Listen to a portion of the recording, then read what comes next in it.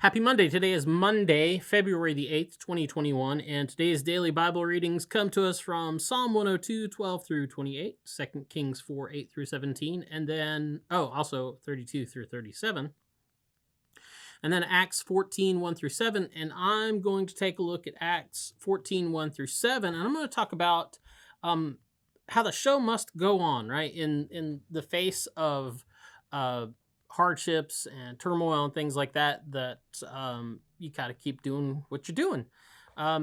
So this story is about Paul and Barnabas, and it's about challenges that they face in the midst of success, really. So Paul and Barnabas, they go to the city of Iconium and they begin to preach the gospel, as was their pattern. They would show up to a town like that in the Hellenized world, right? So they're outside of Judea, and they would show up to the synagogue because you got to remember that at this time there were lots of Jews living throughout the Mediterranean world. They called it the diaspora or diaspora, however you want to pronounce it. I don't really care.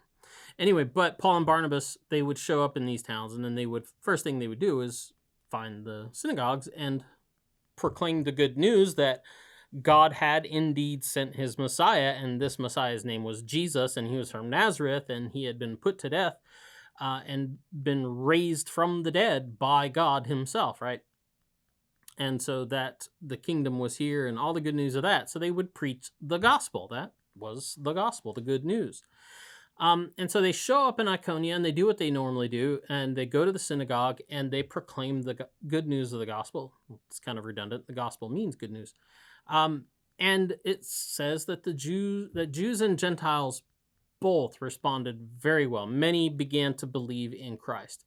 Now, maybe you're kind of confused, and you're like, well, why would Jews and Gentiles be in the synagogue? Isn't that just a Jewish thing? Well, I've talked about this before, that there were people called God-fearers or proselytes.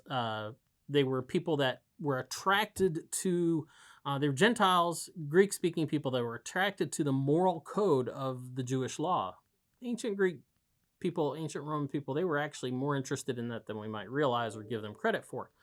So anyway, they were attracted to the synagogues for that, and they called them God-fearers because they went just so far as they could without making that final step of covenant.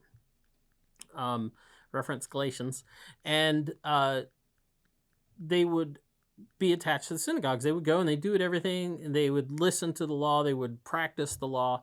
And so when somebody like Paul shows up and begins proclaiming the good news that they too can believe in Christ and enjoy all the great things that come with God's kingdom, they responded to that very quickly.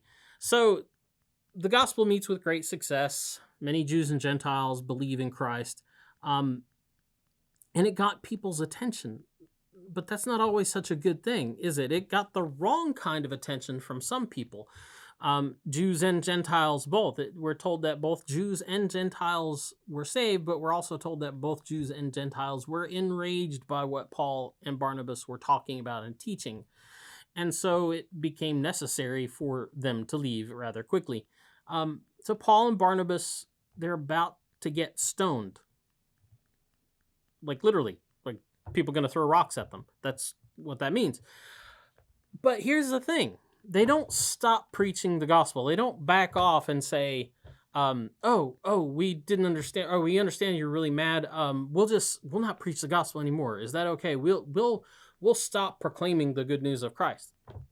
They don't stop preaching the gospel. They just stop preaching the gospel there.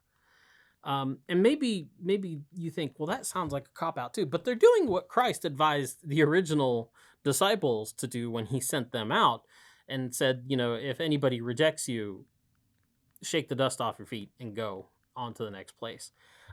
It's a strategic retreat, really. The show must go on. The gospel must go forth. The gospel must be proclaimed. But it doesn't have to be proclaimed to people that just refuse to listen. And that's one of the things that we see in the New Testament that we don't always quite grasp, or maybe we're kind of uncomfortable with accepting that as a truth. But the show must go on, but no point wasting it or yourself on those who just won't listen. I guess that's the whole casting your pearls before swine thing. But anyway, that's the DBR for today. We'll be back tomorrow. I just kicked the snot out of the table. Sorry about that. Gave everybody vertigo. We'll be back tomorrow with another DBR. Go out. Have a good afternoon. Boop.